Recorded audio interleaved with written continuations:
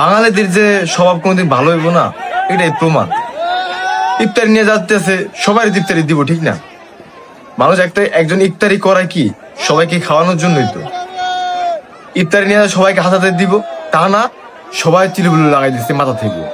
কি একটা অবস্থা, কোনো ম্যানার্স নাই একটা মানুষের। বাঙালি কোনো সভ্যই না একটা মানুষ। আরে ভাই, তুই ইফতারি করতে গেছস, তুই ইফতারি পাবি, ঠিক না? ইফতারি সবাই দিব, এমন না যে তোরে দিব না, তোরে দিব একজনে দিব একজন দিব না, এরকম তো না। এরকম করে যে মানে মনে হয় বাপের জন্মে জীবনে খাস নাই কিছু, এরকম করে চিলিগুলি করতেছে। এই ঘটনা কালকেরই, গতকালকে। এ কোনো কথা? এগুলা কেমন স্বভাবের মানুষ? এটাকে জীবনে কোনোদিন ইফতারি খায় নাই, কোনোদিনও ইফতারি খায় নাই। এটা কোন স্বভাবের মানুষ এরা?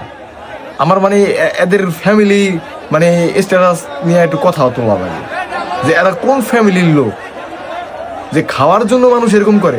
আরে ভাই, খাবার থাকলে খাবি, না থাকলে না খাবি, এরকম যে কুত্তার মতন এরকম করবি কি লিগা?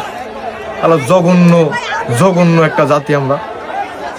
মানে এদের স্বভাব জীবনও কোনোদিন ভালো হইব না ভাই, কোনোদিন ভালো হইব না।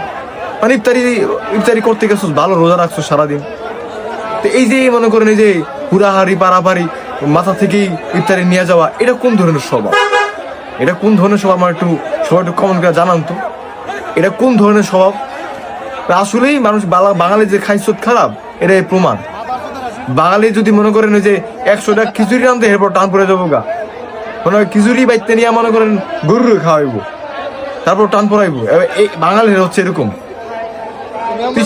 একটা রুলস আছে না, সিস্টেম আছে না, প্রথম থেকে দিয়ে আসবে, তারপরে কি করবা, এক একে দিবে, ঠিক না? এই যে মনে করেন কুত্তার মতন কিলিবিলি এইগুলো তো কুত্তারা করে। এই যে খাবার দিলে কুত্তারা মারামারি করে খাওয়ানোর জন্য, কে আগে খাইবে? আপনারা কি কুত্তা নাকি? কি একটা অবস্থা রে ভাই, কি একটা অবস্থা। আল্লাহ এদেরকে হেদায়েত দান করুক,